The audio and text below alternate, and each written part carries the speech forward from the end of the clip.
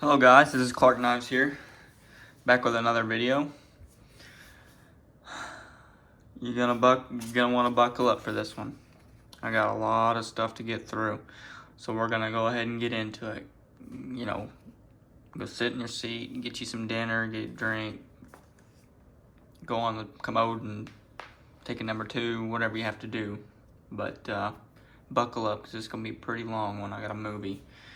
But first things, mail call Monday. I'm gonna show the other knife, the main knife, after this one. But anyways, this German bull, handmade from Germany. There's the model number. He just included this. I did a little bit of horse trading for another knife, and I didn't even know he was sending me this, but he did. And this is absolutely awesome. Looks like a longhorn horn, but it is German stainless steel. Got a really good edge on it. The tip's just a little messed up, but that's no big deal. Good fit and finish, no gaps, pretty tight, just a little bit of wiggle. Good snap. And then the point is almost centered.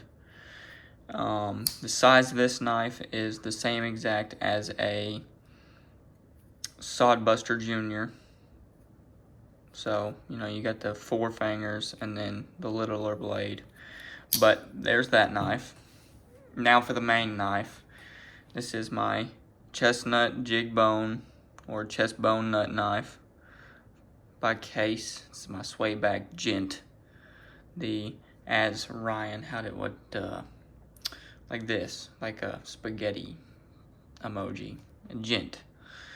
But anyways, as you can see here, CV and then TB61117.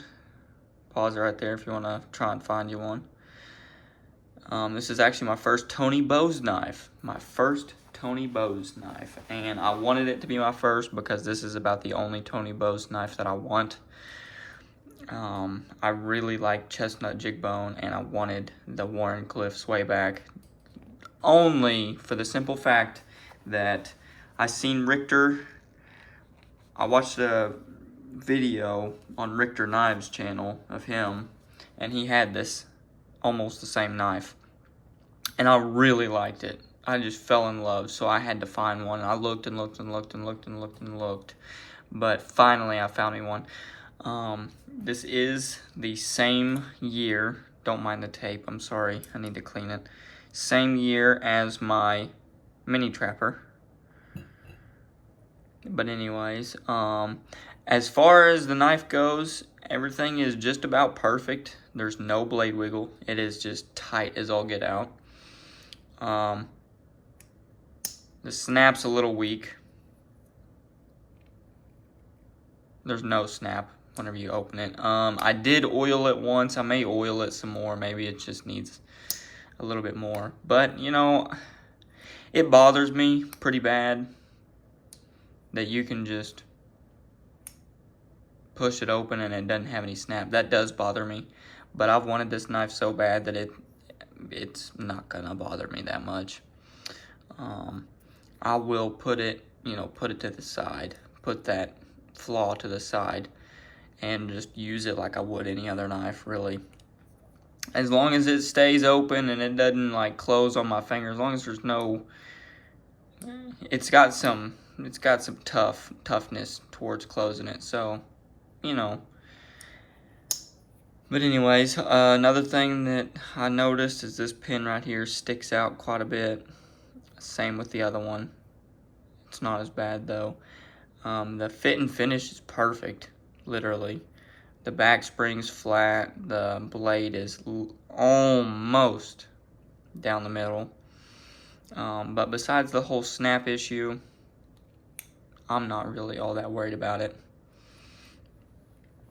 I do wish it had good snap, like this one.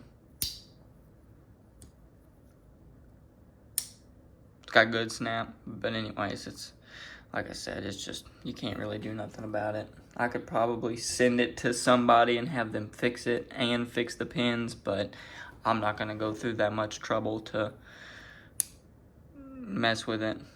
But there are my 3 chestnut bone knives. These 2 are more alike than this one.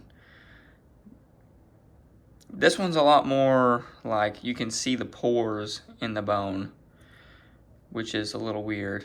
I did polish it up. I added some oil or some mineral oil to the bone and darkened the top here just a hair more. It was kind of like this over here. But the backs of these knives are literally the same. This was a lot lighter, but as I've carried it, it's got darker. Same with this side. It'll probably do that as well. But this was brand new in the box, never used, nothing like that. And this knife is a 2011, 2018, and then 2018.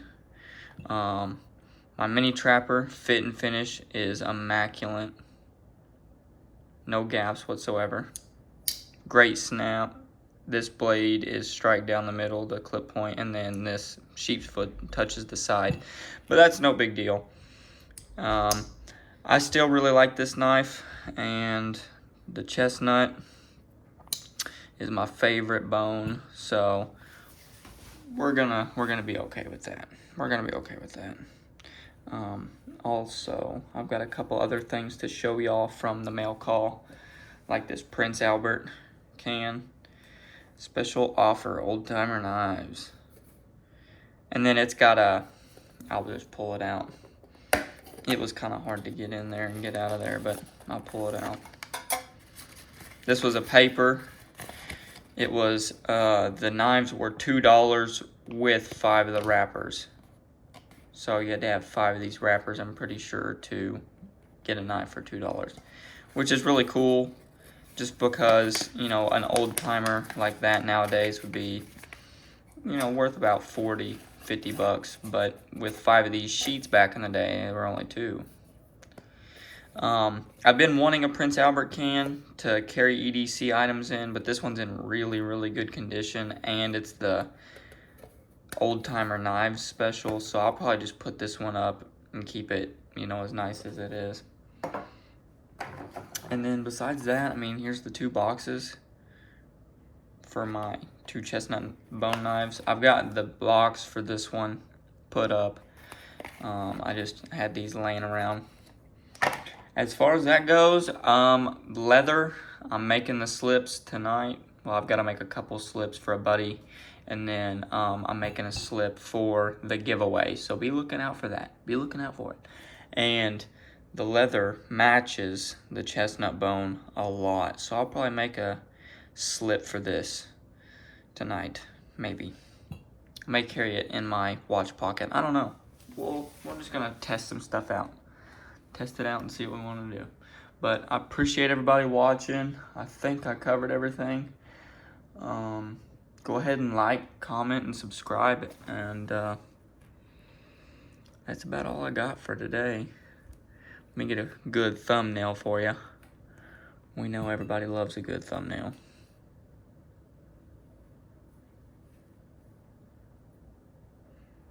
Everybody loves a good thumbnail.